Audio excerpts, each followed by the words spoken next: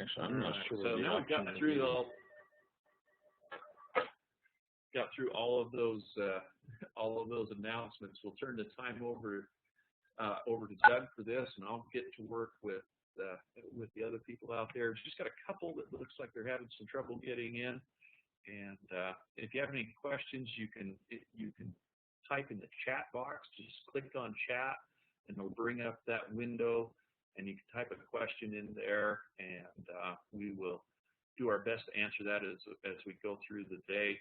Play around with the controls there. Gives us some other options. You can tell us whether you're happy. You can tell us if the presenter's going too slow or too fast, and you can ask questions there. So kind of a neat system, but it's we're all learning a little bit today. Doug, I'm going to turn the time over to you. Great, thanks, Jason. So did you get the record button figured out there? Yes, we are recording. Okay, outstanding.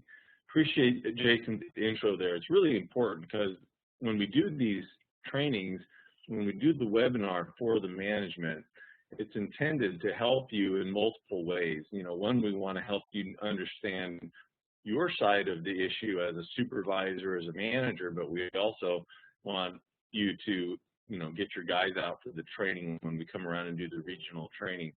You know, this webinar is intended to be about 45 minutes today. When I do this training live with your employees starting next week, this is a 2.5 hour class. And so there's a lot more detail that'll be going over with your employees. Today, I hope to share with you some of the information with regards to ergonomics that's important for you to know and understand as a manager, administrator, or supervisor. And I also want to share some examples with you as we go through on certain things that we do share in our training with your employees to help them understand how important this topic is.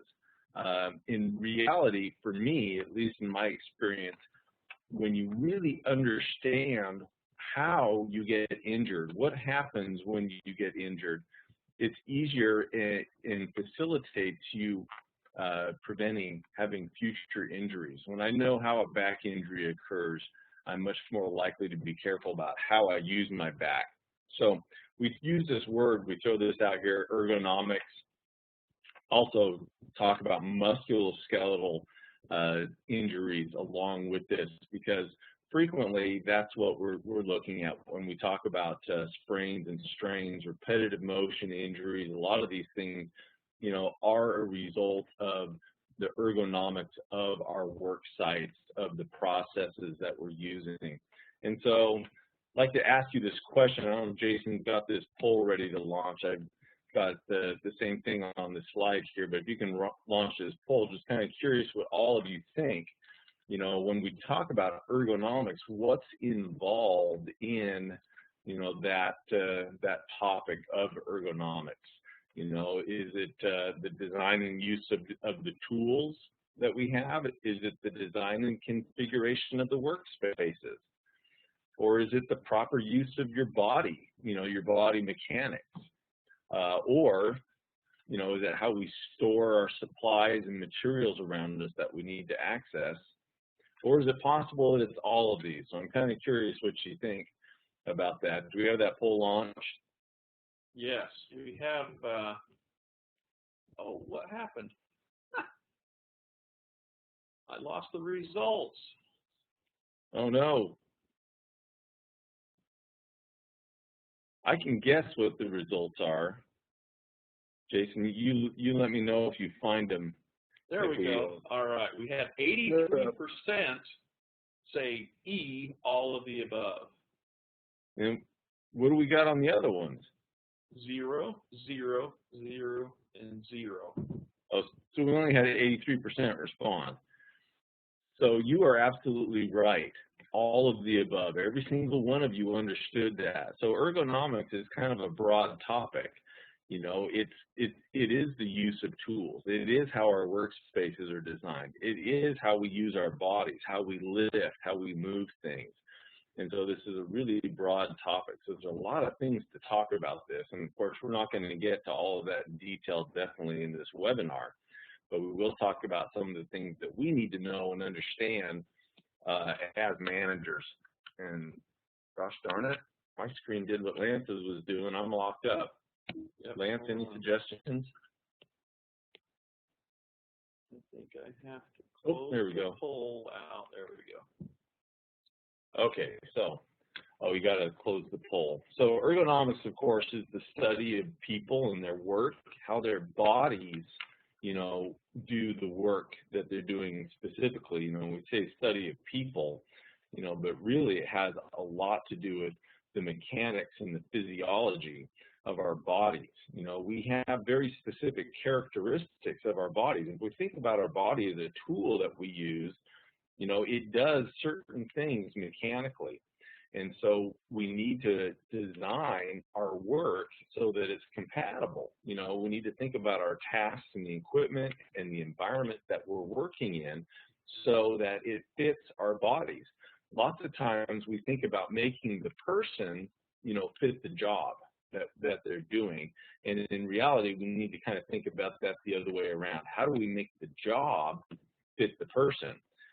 So that we're designing the system so that we can be successful. When we do this, we're not only helping prevent injuries, but we should also be more efficient in how we get our work done. When we're taking that human factor into designing or engineering our processes, our facilities, and how we do our work. So it's a real mix of the anatomy of the body, the physiology of how it works, and there's some psychology associated in ergonomics as well that's very important to understand. For managers and supervisors, of course, we want to understand how to prevent injuries. And so we need to understand the ergonomics. We need to understand what contributes to injuries. But there's other things that we also need to be doing. We need to be responsible to make sure that our employees get certain training, that they understand how to prevent their own injuries. We need to make sure that we're providing the right tools for the job. And you can have a tool that's the right tool, but it may not be the right tool for every job. So we need to make sure that we have the right tools for the specific jobs that are being done. We need to look at how we design the environments that our employees are working in, whether those are outdoors, where we're mobile and moving around, or whether it's at a desk, in the office. We need to make sure that those environments are going to be optimal for us being able to do our work. Supervisors also need to make sure that you're observing what your employees are doing. It's not just a matter of the training and providing the tools and the spaces, but we need to make sure that the employees are using those properly, because we can give them all the right tools and they still may use them improperly and abuse the most important tool, which is their body. So it's very important that after we've done the initial work of training and providing the right tools and spaces, that we make sure we're watching to see how those are being used. When we talk about sprains and strains in our work comp claims, we often talk about how common this is. And this pie chart here, this represents work comp claims in our pool at the trust since 2010. So it's about 3.5 years. And of course, we see still by far and away the #1 cause of these injuries that we have in the whole work comp pool is strains, which includes these musculoskeletal disorders and injuries that I was talking about. 912 of those in the last 3.5 years, which have resulted in reserves on those claims of over $5 million. $5 million, everybody, that's your money. That's the money that we put in the pot together to share and to cover each other's risks, and it's really important that we control that, and that is the #1 place where we can control the costs associated with our collective injuries with our workers' compensation pool.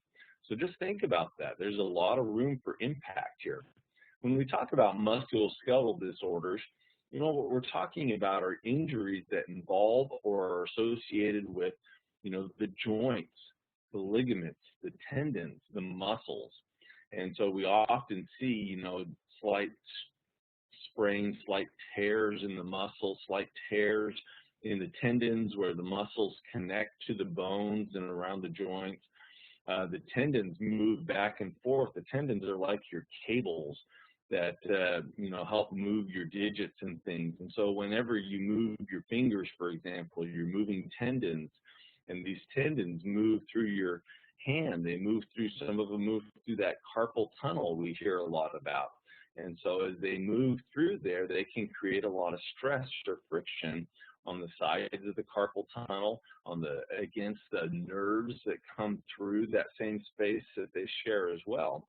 And so how we move our body, how we position our body when we move it will have a large impact on the amount of stress that we put on these components of our musculoskeletal system. The stressors that really play a big important part in this is force. When we're applying force, when we're pushing, we're pulling, whenever we're moving something, but repetition also. And that becomes a really big factor when I'm applying force repeatedly in the same way over and over. My risk is increasing as I do that.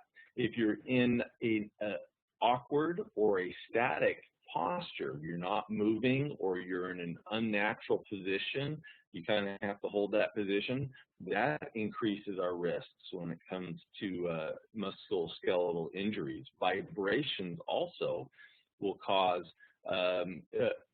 irritation and inflammation around the nerves and around the tendons and things like that. So that also increases our risk of injury. Contact stress is where our body comes into contact specifically with hard, sharp edges. If your hand is squeezing a tool that's really hard and has sharp edges on it, that's going to dig in more in certain spots. If you rest your wrist on the edge of your desk, you're going to have, pressure being put on very specific points on those tendons and nerves. For example, on running through your wrists, if you're resting your wrist on that hard, sharp edge. So we need to think about that. That's part of not just the design of the environment, but how we're using our body along with our environment around us in the workplace. We can have a lot of things that are going to play a role. Direct trauma, a slip and a fall. Lots of times I don't really think about that as being part of ergonomics, but if I'm looking at the environment, if there's conditions there that are going to make it easier for me or increase the chance that I may fall, that is definitely a factor in musculoskeletal injuries.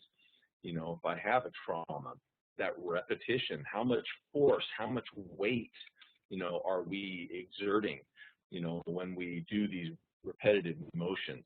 What posture are we in? And that becomes really important. We'll talk a fair bit about that. Again, the vibrations, the temperature. When the environment's uncomfortable, people will tend to get more stressed, more tense than they would if the environment is comfortable. And so extreme temperatures, that's really hot or really cold, that can increase the chance of people having an injury. There's other things that we have maybe a little less control over, low strength ratios. Most of us are all right-handed or left-handed. A few of us, I guess, are ambidextrous. So we tend to usually have one side that we favor. And that, low strength ratio will often cause us to be out of a normal posture because we'll be favoring one side. There's anthropometry. Now, there's a big word for you, which basically refers to the relationship of the size of the different parts of our body. So, what's the distance between each of your joints? How long are your fingers? How big is your hand? How long are your arms, your forearms, your upper arm? How long are your legs? All of these different measurements affect what is going to be a good work environment for the individual. And as you know, that's going to be different for every single person. So the body measurements of every person and the tasks they're doing and the tools that they're using becomes a factor that we need to take into consideration. Lots of times there's adjustments or different tools we need to think about having available depending on the person's anthropometry. Someone's gender also plays a role in this. In many musculoskeletal disorders, women are much more likely to develop, and a lot of it has to do with hormones and types of hormones. Age also plays a factor. Again, these things we don't have a lot of control over, but we do need to take those into consideration because they change the risk factors, degenerative diseases as we age. And of course, we see, some of these we have high control over and some we have low control over. But even with the ones we have low control, we need to factor that in to how much care we give to addressing these hazards in the workplace with regards to ergonomics and the chance of musculoskeletal injuries in the workplace. So what are some of the things that we can do to prevent these injuries? We don't have the same person doing the same job all day long over and over. We want to shake things up. We want to give people the opportunity to do different things. Rotate jobs, alternate tasks, so that we're not subjected to the same motions and the same vibrations for long periods of time. We want to vary that physical activity. And this is whether you're out filling potholes, whether you're out cleaning the sewer system, or whether you're sitting at a desk answering phones and doing the accounts payable. You need to have some variance in what you're doing. Getting up, changing your position, moving around from time to time is very important. And how tired we get also plays a big factor too. When you are tired, when your body's fatigued, again, the risk of injury increases. So allowing for recovery time, allowing for time to take a break and recover from physical activity will help us also avoid some of these injuries as well. It's really important that we look at this topic. We have to understand that the body is going to work best in certain positions and certain postures. And when I mean best, I mean less likely to cause injury to itself. And so we need to think about this, these measurements, when we talk about the anthropometry, that's going to be different on each person. The height of the table, if you have to work at a table standing for long periods of time, the height of that table is going to be very important to that person, whether they're forced to bend forward to reach down to the table, or whether they have to, reach up to the table. Are they looking down for long periods of time? We need to think about that. Our body needs to be able to move within this optimal motion range. And usually it's going to involve not going to the extremes of our range of motion on any of our joints. For example, here's someone sitting at a desk doing some administrative work. They're working with the computer and the phone. Every part of their body needs to be taken into consideration. How do they hold their head? If their monitor's too low, they may hang their head forward too far. That's going to create a lot of stress along the back of the neck and in between the shoulder blades and the upper back.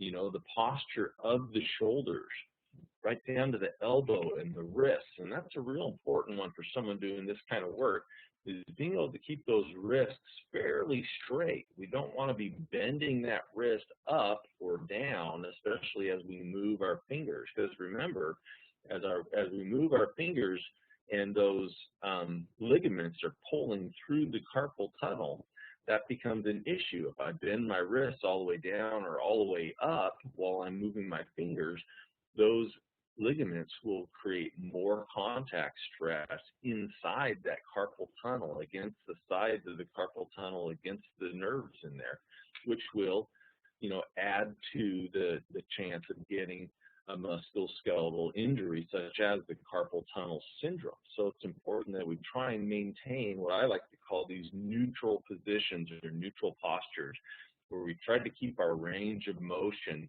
in, the center range, where we are close to the ideal posture as much as possible. The chair height is important. You need to have your legs supported, but your legs also need to be supported on your feet. You can't have all the weight on your feet, and you can't have all the weight on your legs. So being able to adjust that chair height, being able to adjust your table height, where your keyboard is, the height of your monitor, all of these things will affect the posture that this person is able to maintain while they're doing their work through the day. So it's important that we take a look at these things. And this person doesn't want to sit even in this good posture all day long. They need to still be able to get up and move around and change their position, ideally. So that's one example. There's certain postures that we want to avoid. When we do this training with your employees next week, we'll go into these in a lot more detail. But, if you go out as a manager, as a supervisor, and you're observing your employees doing their work, it's really important to look for some of these postures being used, because these will increase your employee's chance of injury. And so let me show you what these look like. The wash rag. This is where you think about, you're twisting a rag with your two hands. So you're rotating your one hand forward and your other hand backwards to wring the water out of a rag. Now, whether this is a two-handed motion where you're actually wringing a rag, or whether it's the same motion turning a screwdriver with just one hand, or turning a knob to adjust, a setting on a piece of machinery or something like that. Just think about that rotating motion of the wrist there, either forwards or backwards. This motion, where it's moving to that extreme of the range of motion of your wrist, puts that person at much greater risk of a musculoskeletal injury, where they may, get some micro tears in the tendons or cause some other injury in there. So that's one to look for.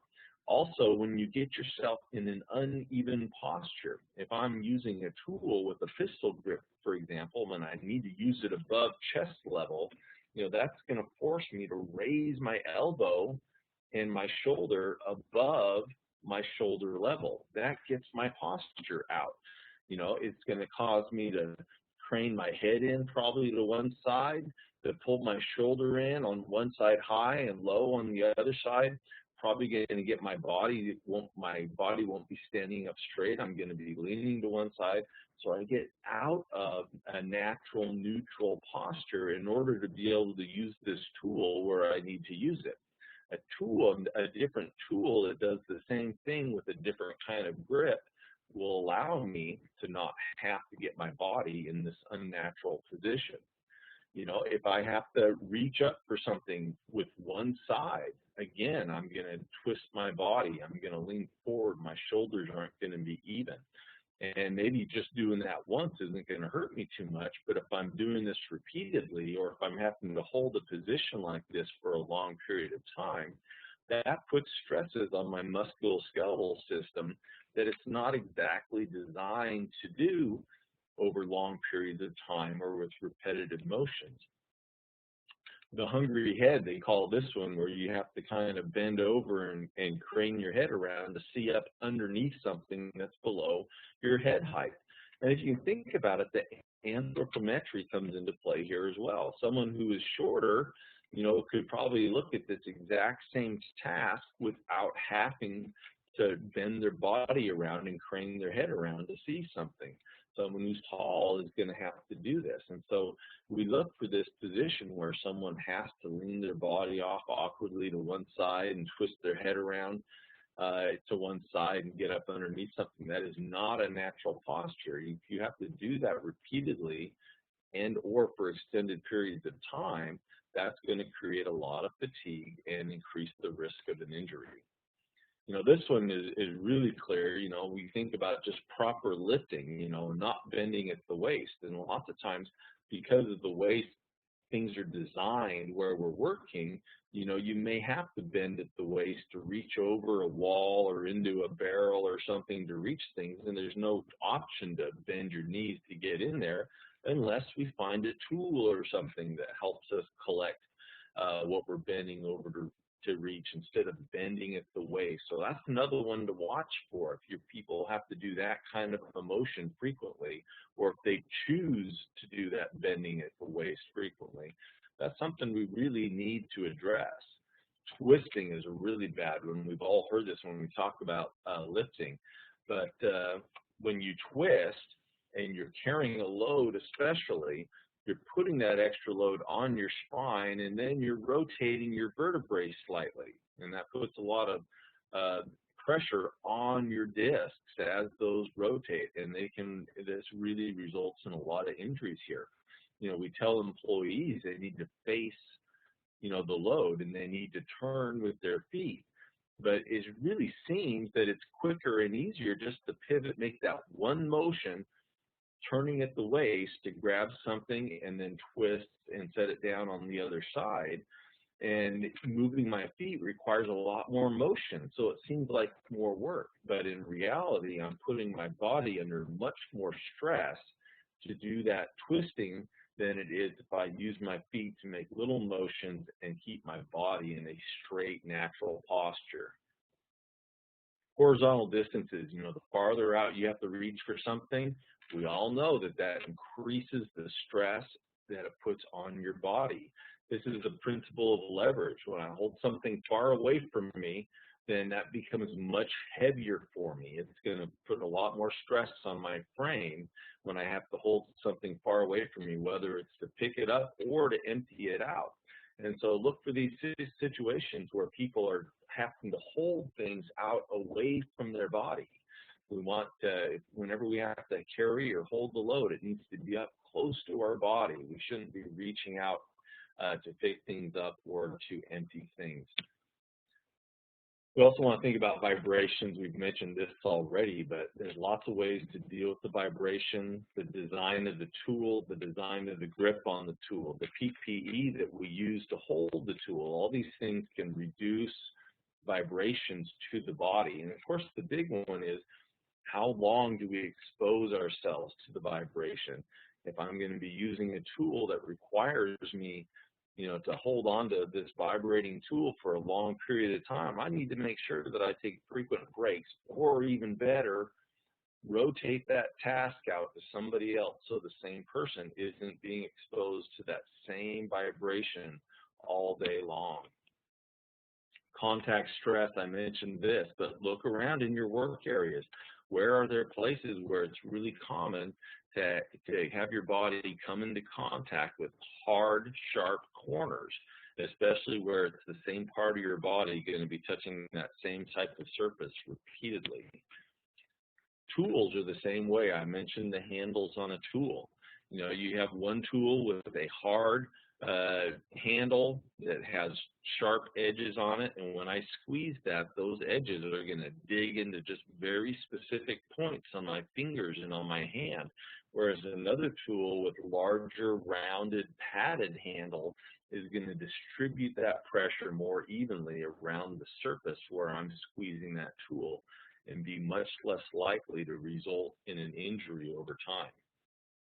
So again, take a look at those tools. I talked about the pistol grip tool versus like a screwdriver tool. Both these tools do the same thing. You can have power screwdrivers, but I'm going to use them in different situations depending on the position, whether I'm working above my head or below my head.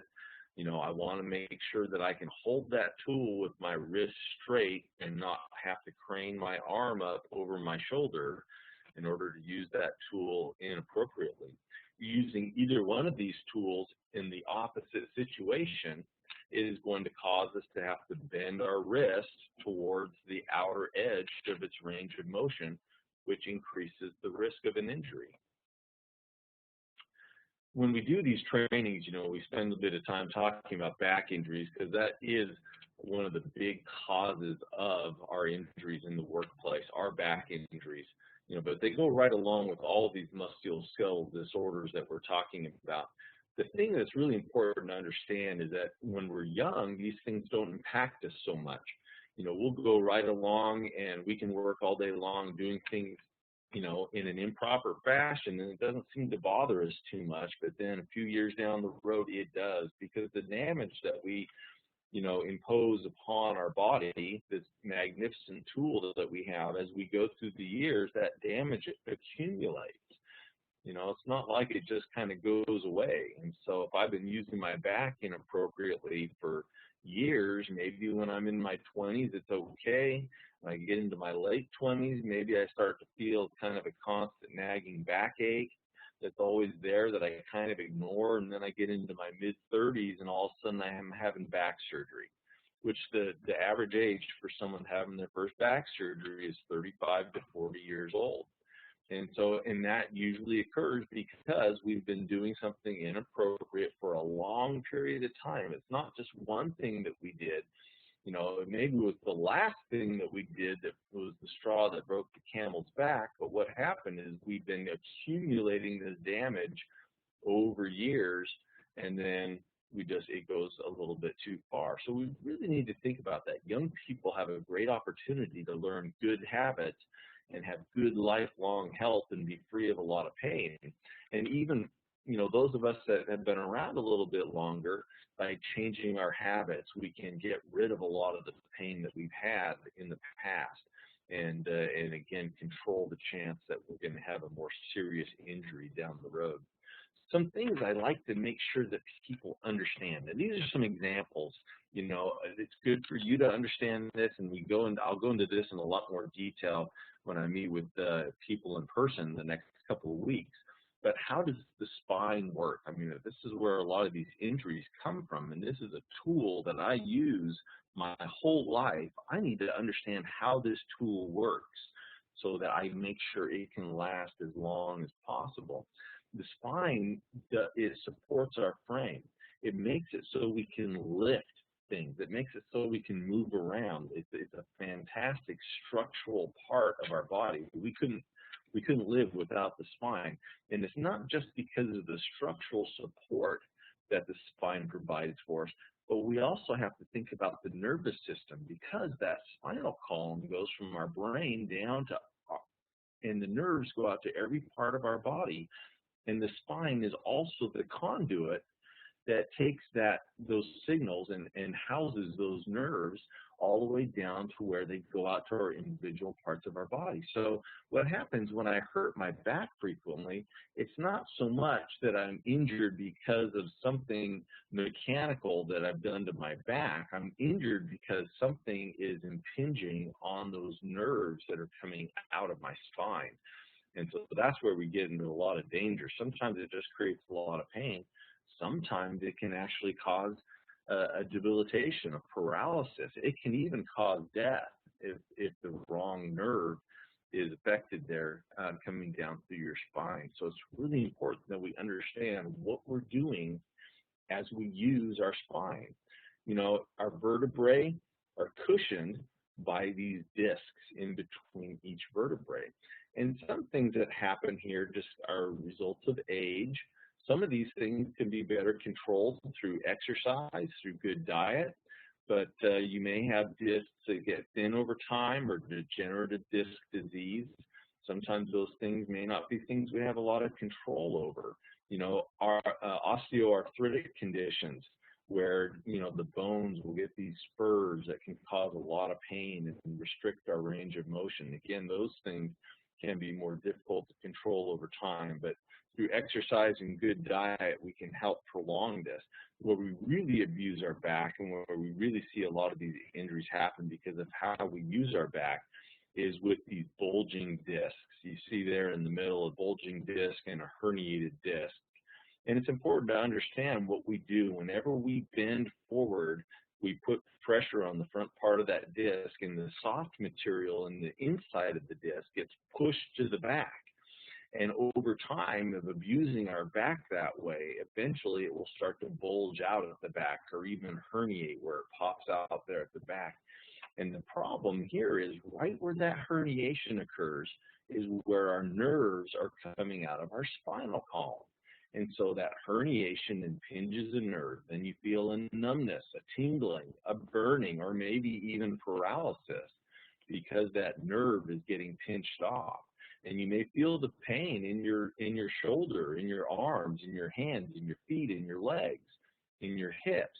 But the real problem is at the spine where the nerve is being pinched. And lots of times, you know, we think the problem is in the arm or the leg, but it's not. You know, it's how we've been using our back and something that's going on with the spine. So it's really important to understand how that works. You know, you look at this picture of the spine here and you see that it curves up the neck, it curves towards the front. In the thoracic region, in the upper back, it curves towards the back. And then at the bottom, in the lumbar region, it slightly curves towards the front again. This is a natural S-curve of the spine. This is what we want to maintain. When we push our body out of this natural position, then we start abusing the structure. We start abusing those discs. So if I hang my head forward, I change that curve of the neck. Well, the neck is designed to optimally support the head vertical up like this with that slight curve in there. If I hang my head forward, then I put too much weight on one side of the vertebrae and the corresponding discs than what's natural for it. If I don't hold my shoulders back straight, then I allow the curve of my upper back to change. Or if I slouch and hang forward, that exaggerates that curve outside of what its natural design is capable of handling for long periods of time. And the same thing with the lumbar. Now, the lumbar region down there, those bottom 5 discs and vertebrae, those are the ones that we really abuse. And if you look at this picture, you'll notice those vertebrae are much bigger. They have to be bigger. They're designed to support more weight and pressure down there for a very good reason. However, because they're designed to, they have to handle more weight and pressure because how we use our body has a big impact on that. And we have a lot of our injuries that happen down there because we still go beyond, what that can handle over the amount of time that we, exert those pressures on them. Our physical condition, if I'm carrying a lot of extra weight, especially depending on where and how I'm carrying it, you can imagine that is going to affect the natural curving of my spine. And so I get a lot of aches and pains sometimes just because, my spine is being pulled out of the natural curve that it wants to maintain. Our posture, you may not be carrying any extra weight around, but if you have poor posture, you will feel the result of that poor posture. So it's not just a matter of maintaining good posture when I'm sitting still or standing or walking around. That's very important, but it's also especially when I'm doing work, when I'm picking things up, when I'm moving things, when I'm pushing and I'm pulling. I need to make sure that I'm attempting to maintain this positive, with this neutral posture, natural posture, as much as possible. This guy here on the left, if he maintains that kind of posture all the time, I guarantee you he's going to have aches and pains in between his shoulders and in his lower back because his spine is not in that neutral posture. And so we need to really work on posture. Think about your kids, help your kids get good posture, but then think about your posture too. After I had my first back injury and back surgery at the age of 35 or 36, I was right in there. I became very conscientious about how I was holding myself, about my posture, and about how I did things. Because all of a sudden I developed a better understanding. I didn't really understand before. Again, understanding helps us prevent injuries because we know how the tool works. If I've got a car and I don't know how to maintain it and I don't bother maintaining it, that car is not going to last as long for me as if I understand how it works and I do the things to help keep it going as long as possible. This is another example that I use in the training that's really kind of an eye-opener for people, and I've used this quite a bit over the years. Most of you have probably seen this before. But understanding how your back works as a lever when it comes to picking things up and moving things around is very important. Of course, we know that if we're using a lever and we place the fulcrum in the exact middle of the lever, it will take an equal amount of weight to lift one side as to push it down. You got a 10-pound weight on one side, it's going to take 10 pounds to move that lever from the other side if that fulcrum is placed in the middle. However, the lever that our spine does not have the fulcrum in the middle. The fulcrum is down at our lower back. and it's kind of backwards. When we use a lever, we want to have the long end of the lever where we're pushing on it so we can easily lift and move an object. However, our back, when we bend over and use it, it's kind of the opposite. We put the weight, on the far end of the lever, and then it's like trying to push with the short end of the lever, and it takes a lot more weight to lift that with the short end of the lever. And so what we need to understand, the way the human body is designed, the way that back is designed, if you bend at the waist to pick something up, a 10-pound object will put 100 pounds of extra pressure on your lower back. And it's not just the object you're picking up. Remember, your head weighs 12, 13 pounds. That's putting an extra 100 and 120 pounds of pressure on your lower back. Your torso, your whole torso probably weighs around 100 pounds. And so when I bend at my waist, even if I don't pick anything up, I'm putting almost 1,000 pounds of pressure on my lower back if I bend at the waist. If I pick up something heavy, then that pressure can be much more than that. So now I'm putting, 1,000, 1,500, 1,600 pounds of pressure on my lower back or more if I'm trying to pick up a heavy, really heavy object, 50-pound object, a 90-pound object. And we do this. We move these objects around. We don't think about it. And because we can, I'm strong, I can move this. But we really put a lot of abuse on our body. We need to remember that. It's important to understand the body mechanics so that you don't hurt yourself. This may seem easier and quicker, but it really is not. Conditioning of the legs and doing the right motion over a period of time is very important, and making your body last as long as possible. And you can still get the same things done. Stress is also a big contributing factor. So think about that with yourself and your employees. Someone who's stressed out, they're going to be much more susceptible to musculoskeletal injuries because they may have tight muscles and more likely to get a strain or a sprain, and the conditions that they're working in can do the same thing to them. It's important that we know and understand our limitations and know when to get help.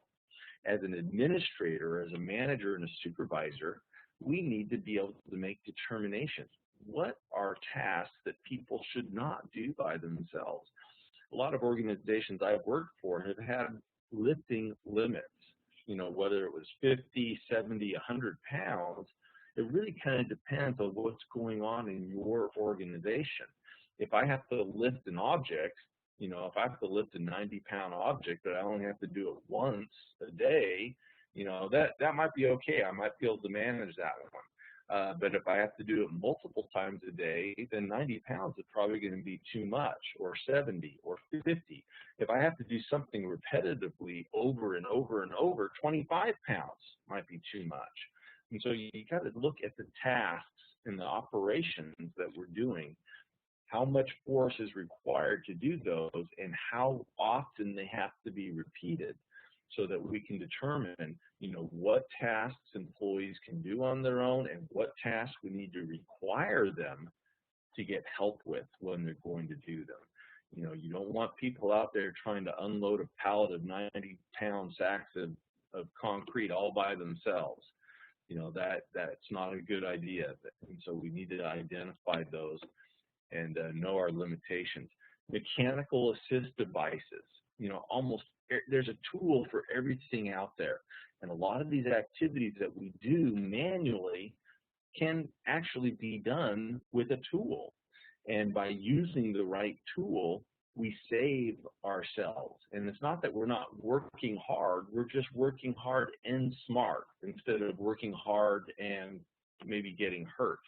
And so where we're doing these motions where we have to bend and move and pick things up and push and pull, we really need to be evaluating constantly what tools are available to help us do these things.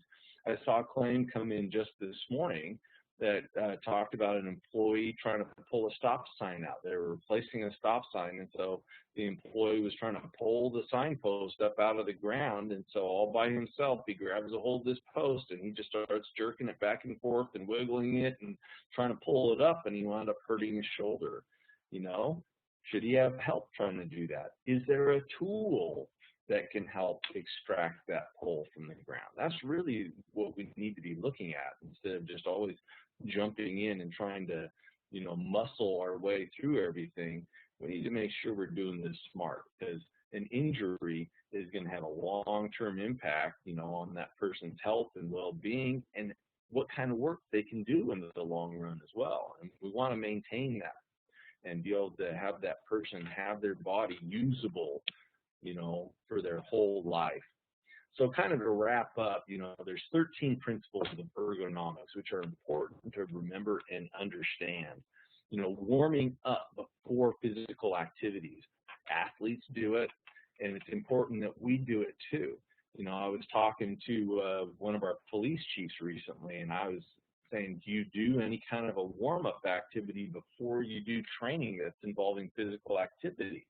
And the answer, I think, was pretty common, was no. We just, show up and we start doing things.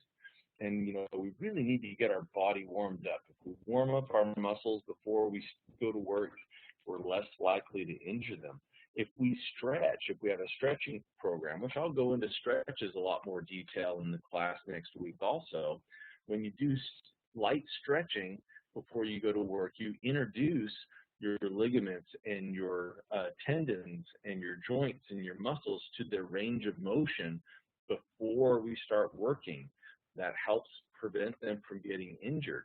Also, stretching can increase the flow of blood to your muscles, which can help decrease the chance of injury. And if an injury does occur, it won't be as severe, and you will heal faster, because you're increasing the blood flow to those muscles. So that's an important thing to think about, is any of warm-up and stretching activities before work starts. In fact, one of our members, they have made a routine of giving all of their employees 15 to 20 minutes at the beginning of the workday every day to do warm-up and stretching activities before they go to work. And that particular member has not had an injury, a musculoskeletal injury in their crews for many years, and they're very good about having their employees do that